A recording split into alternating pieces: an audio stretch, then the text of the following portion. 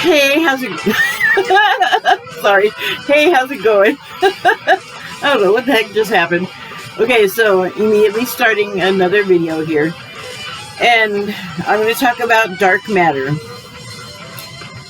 So when I started doing these videos, I didn't really have a plan, and I kind of have a loose plan now, but one of the first ideas I had was that I thought that women were portrayed kind of oddly to my view as a woman, mainly because they're a lot of times written by men, so that obviously creates a sort of a dichotomy of thought and understanding just right off the bat.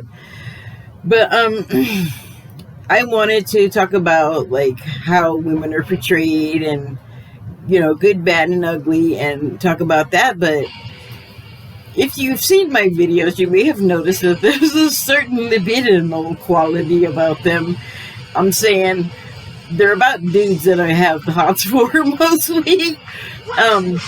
And I don't talk about women that much, but I have to stipulate that there are a lot of women that I really like and admire, especially like my action women, like Sigourney Weaver and, I want to say Linda Hunt, but I don't want to say the wrong name, but Linda Hunt from the Terminator, I don't think that's her name. I will correct it in the information box. Sandra Bullock. She's been not just action stuff either. She's funny, but she just I don't know. I feel like she's got that sort of someone you kind of know quality, or person like that you kind of know, and I like her. And Jane Fonda. So I'm just saying that's just like a small pickling. Small sampling of women that I can just think of off the bat, because I'm really just freeballing it here. Like, I knew I wanted to talk about dark matter, but I didn't. Sorry, go back and rewatch it. It ended 2017, but that's okay, because the thing that I want to talk about women mainly started because of dark matter, but also it's interesting to me that was a pick that I made so long ago, like 3-4 years ago now, because right now there's this whole fear fervor about the LGBTQ community, and it's another form of prejudice. We just love, as humans, to find some group to find something wrong with, to, I guess, make ourselves look and feel better, because when you're in the group that's not looked upon well or hated and disliked, you're looking at these other people going, well, you ain't so great either, you know? But anyway, right now, like, the drag is driving people crazy, and the non-cis nuclear family is just so sensitive and bothered, and there's whole groups of people out there, like, you know, meeting and, like, God, what is the word I want? Lobbying for, like, their own interests, which sometimes, a lot of times, they are specific to a group of people, and a whole bunch of other people get left out and or, like, targeted, hated, you know, made the one that oh God, I can't think of the term. Well, anyway, there's always like a whipping boy. There's always like somebody that's there for everyone else to pick on and poop on. So this show, I don't know if it got under the radar or if it was only on for 3 seasons. Sorry.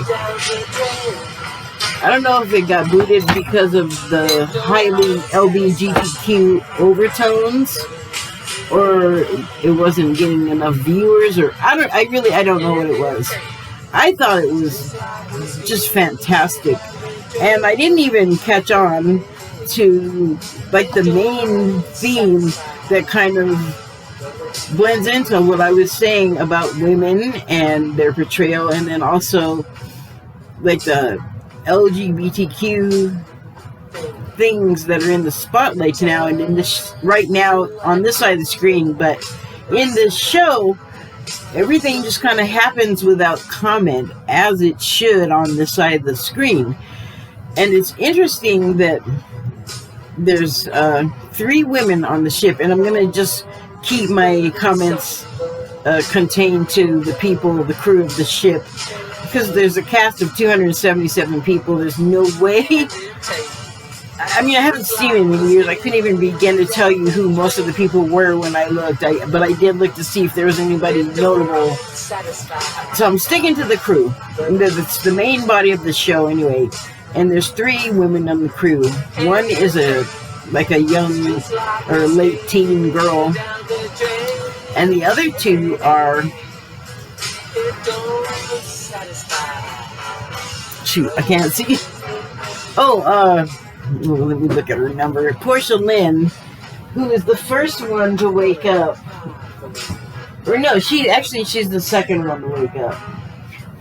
Getting ahead of myself. So, the crew of this ship, they wake up from like cryo sleep or whatever, and none of them has any memory of who they are, who they were, who the other people are, why they're there. Like, their memories are just completely wiped. So, the first one to wake is Jace Corso, and everyone subsequent after that gets a number because no one knows anyone's name. But the one who seems to be most in tune with the ship, who just immediately knows what to do, and elects herself captain, but pretty much everyone else is just cool with it because she's got it handled. And her name is 2, or Portia Lynn. The young girl is number 5, and we don't get her actual name, and we don't get the actual name of number 6 either. I mean, it happens in the show for number 6, I believe, pretty sure, because he ends up having a past. I'll put it that way. But the young lady, I think we get her name too, but I'd have to go delving into the episodes to go find it. And I just didn't want to do that, so let's go with 5. But they all are, don't get ahead of yourself. Finish talking about the women. So she's one of the women, but they're all special in a way. They all have like sort of magnificent talents that you're not sort of expecting, right? And anyway, hers is sort of like an affinity for tech, but there is like a psychic trance component to what she does. And she's not in control of it, if I remember correctly. She's kind of like always passing out real hard, and they're like, is she dying? Is she doing what we think she's doing? Like, it's a thing. But she has like an affinity for like engineering, sort of coding kind of a sensibility. And the other woman other than 2 and 5 is, where is she? She's actually not a woman. She's an android. And she is the most fascinating, really, as far as the whole woman thing is concerned. Because she gets woken up because somehow 2 knows that she can help her with the ship, or maybe she just knows that the ship comes with an android. It's been a while, I don't exactly remember, but she doesn't have much of a dislocation with the android. And then the android starts out just running the ship, and she's more machine-like in a lot of ways, and definitely not very human-seeming at all. But gradually, she gains consciousness, like, of her own, and begins to go through, like, life changes, just like a human. And you almost forget that it's an android that she presents as a she, but she goes through different changes, but she seems to be exploring like all of the facets of female sexuality, from cis to homo and whatever is in between, and she has a lot of different looks and behaves in a lot of different ways. I think there's one period where she's very masculine and sort of androgynous. And so she kind of goes through all of the things, and it's kind of like you can't really say much because she's an android. And that's very clear, although I think she does find a mate of some sort at one point. But I think it was even a human. I don't know if they knew it was an android or not. Maybe they did. It probably didn't matter. It shouldn't. So, and then that leaves the other woman, Porcelain, or two. And so there's some competition for her affection, you could say, and she's sort of like, she'll just be with whoever when she feels like it, but she, I don't think, likes to be the object of their competition, which happens. There's just two of them that do it, which is Corso and, what's the other guy's name? Three. Marcus Boone. And I just like him the most. He's pretty much the, like, embodiment of male chauvinism and machoism, and I found very little likable about him. He's very, he is a mercenary, but he behaves in a very mercenary fashion. He's dishonest. He's, like, just out for himself and doesn't really care about what happens to anybody else. I don't like those qualities in a person. So, but he was competing with Jace Corso, one, for two's affections. And like I said, she was kind of like, you know, I could go with either of you or neither, really, and be just fine. And so they all, oh, I forgot to mention one character, which is, what is his number? Well, I forgot to mention two characters. It's number 4. And he ends up, we find out, being a Japanese national. And this show does a lot of sort of timeline flipping, which makes it confusing for a while to know just what's going on with who. And yeah, it's confusing. It does resolve into clarity eventually. And then the one that's left is, I believe he's number 5. And yeah, that's right. Or 6? So we didn't get his name. He's the black guy. He is like a good guy, very like sort of paternal for like the young girl, especially. Like they have that sort of dynamic. And then he's solicitous and he's like a gentleman to other women. And then also with the other men, he's like the voice of reason. And Ryo, the Japanese guy, what's his number 3? Oh, what is your number, dude? Well, where'd you go? Oh, his number's 4. And his alter is Ryo, the Japanese guy, or Emperor Ryo. Now I can't remember, I believe it was Ryo. So you have these people that don't know their names at first, but their personalities really start to come out. Like the one that I said was a mercenary. He's scheming all the time to try to get people to join with him to basically mutiny control from 2. But that position shifts because at different times people are either not there or unable to like be the captain. So allegiances are constantly shifting is what I'm saying, but everyone is like some kind of mercenary or criminal, and you only find that out later.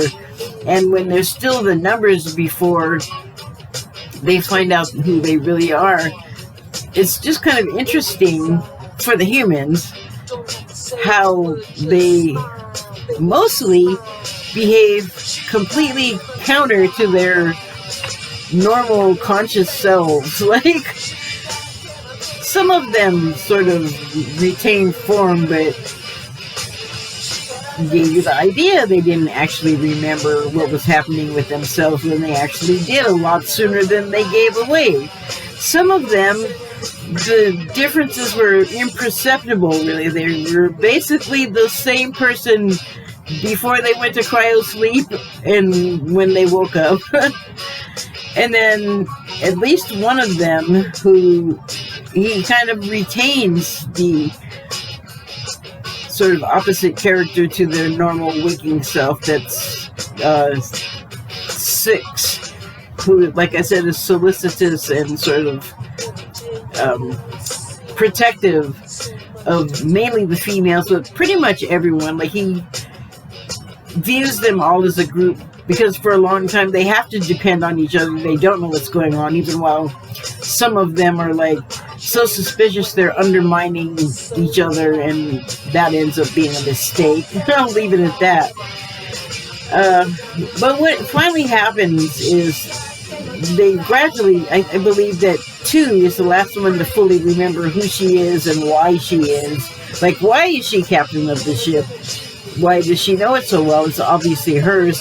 Why is some of this stuff on there stolen and they can't even get to it, and people are after them and they don't know it, but it's because of the stuff they have on the ship that they don't even know is of value to somebody else, to the point where they're after you, trying to kill you. So there's like a lot of subplot going on, and it's very, like, very deftly woven, I have to say. The storylines hold up really well. I was really disappointed when it ended after 3 seasons. But I just think right now it's really emblematic. Oh yeah, emblematic of sort of the social, I don't even know, skirmishing we're doing right now, where we can't, like, deal with each other unless we conform to these very narrow sort of strictures. And sometimes it's things that some of us just can't do. Like, you know, say you're like black or woman, you can't, you know, on one hand you just can't change it, and on the other you can't quickly or easily change it. And if you did, that wouldn't help your problem with the current climate, because if you went from a woman to being like a man or something, that would not help you. Or if you, God, we're just so judgmental and ready to jump on the other person. But my thing is I can't anymore just leap on somebody else for some character flaw or whatever. Like, I can't do it anymore without reflecting the same back at myself. Are you also this way? Or you think they're so terrible? Or what is it about them being terrible that is not like about something about yourself? There's always this constant transaction I'm doing with myself between, like, here comes this thought. You don't want to think that way. You gotta change it. But there's some tinkering that has to go on. Like, it's constant. It's always going on. But I'm, you know, determined. I want these things. I want to behave in a certain way. I want to demonstrate the way that I would like to be treated. I thankfully don't have a lot of the things going on that other people find themselves the subject of attack or ridicule or worse over, thankfully. But I have a lot of empathy for those people, because in some cases, like I've said many times, I've been mistaken as one of those people. I've been fortunate, though. I must have some kind of super protection, because I've just walked between raindrops a lot of times. I think I've gotten into some unfortunate situations, but nothing too big. Other people go through a lot worse. And I guess if you look at the show through that sort of lens, where especially with the LGBT part, in a way you have a glimpse of some of the stuff they go through metaphor, by metaphor, because they're constantly being pursued, mistaken for the wrong people, or because they don't know who they are, there's people after them and they're like, they don't know who they are or what they've done, and they have to learn pretty quick something that's going to save them from these people, not just from them immediately coming to get them, but like stopping the whole ball rolling of whatever they're, in some cases, getting wrong about the people, but in other cases getting right. There's just all of this like back and forth. You know, somebody has the stick, you know, and they're holding the court and they're making the point, and then it moves on to somebody else, and that's where the story goes. But if you look through it through the prism of like today with the intolerance, it's just amazing how much goes on with the android, and then finally getting to it, to Portia Lynn, the captain. We finally find out who she is because of who's after her. There's a whole planet of scientists that she apparently came from, and they've been looking for her because it turns out the valuable cargo that she has is not so much what's on the ship or the ship itself, but her, because it turns out she is the most realistic fembot ever. She also gains consciousness. She has feelings. She can date two guys. She could probably date a guy and a couple of women too. It's like, it was just very surprising to find out that she was a property because she herself was a synth. She was synthetic.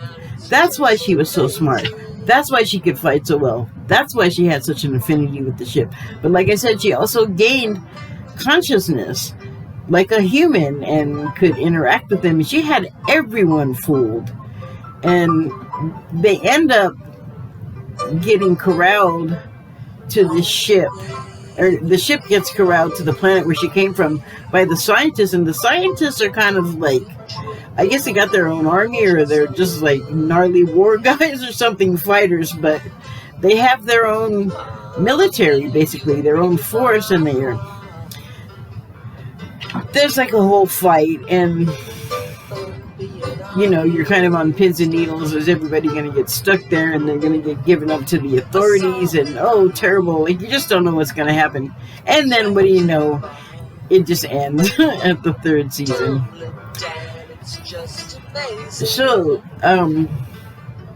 as far as the women being written on this show, I really have to look, but it feels like they were not written by women. Somehow they did really good with the young girl, so I could be wrong about that, but there's a definite bent to the writing, and they made both women so like martial artists and kind of really masculine in that way. Although I don't know how you be an unmasculine fighter. Oh, well, actually I do. Carrie Ann Moss in The Matrix. But those writers were not these writers. That's not a bad thing, just different. So that's it. I guess that's it. Just had a few little things to say about females and the way they're like presented by media in society, and then also, you know, a little bit about how they actually are in society and are presented like on this side of the screen in reality. And that about covers it. Thank you and good night.